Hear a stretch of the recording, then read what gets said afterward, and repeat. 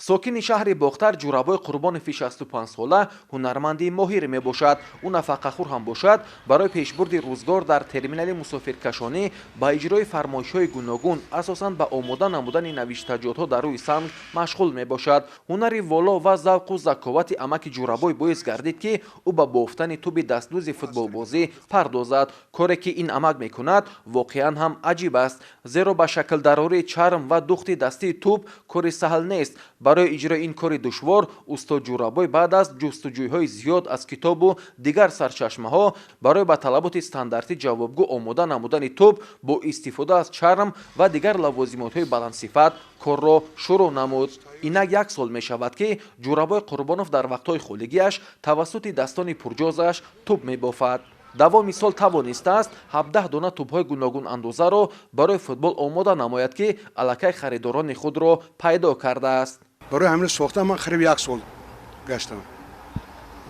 سوزن کوفتن در کار بود، چرم کوفتن در کار بود، طرز دوختنش یافتن در کار بود، نه چخه بریدن در کار. من خیلی قالبای برای ساختن همه این با وقت رفتگی.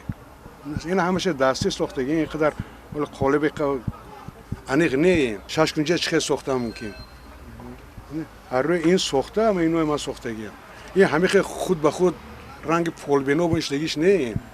همین به مهنه رفتگی، کلا کار کردگی، خوندگی هم ما اینه.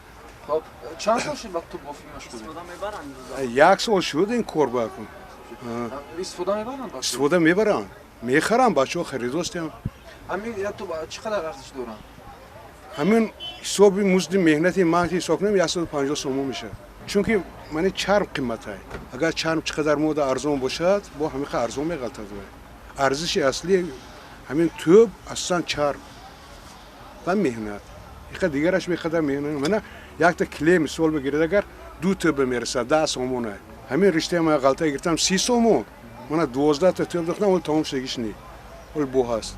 اصلا ما آخه کار ما توپ دوزی نبود که این فکر ما پنجم و بیکاریش دم کتابای خونده این فکر کلام اومد. جورابای قربانوف میخواهد هنرش را به جوانان آموزد. در موسم گرمی‌های سال تا اندازه کار کردن در این دکان خردکک امکان پذیر است، اما در چنین روزهای سرد زمستان خیلی دشوار است. اگر در دایره امکانات مسئولین شهرداری توانند شرایط بهتری را مهیا سازند، در آن صورت این هنری دستی نیز در شهر رواج می‌یابد، میگوید امک جورابای. من آینده چی میخواهم؟ میخواهم که همین من از 65 ساله آدم هستم. جوانان یاد گیرن.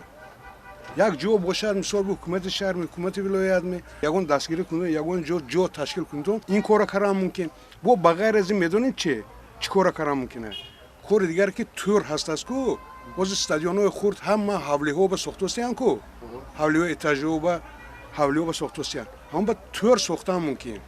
من رفتم دیدم استادیوم‌های تور سیمین بافتگی. هم بازیگر رفت با چکا رفت میزند خودش. یک دوشه قشقه میکنه. هم توپ میزند توپ میدارد. هم دسته. ادرین هم توپ رسمونیم بافیم ملوی میشه توپ رفته زندم خود آدم رفته در وقت حرکت رفته زندم خوش چی نمیکنه. همین خیلی کارای کردن ممکن چونه. امروز استاد جورابای با هوسمندی ابراز می‌دارد که الکی محصول دستش را در بازی‌ها استفاده می‌نمایند و برایش بهای خوب می‌دهند، زیرا در همه دور و زمان کار دستی ارزش دیگر داشته طلبات به آن همیشه هست. گزارش پرویز خورشید برای برنامه اطلاعاتی خبر از شهر باختر.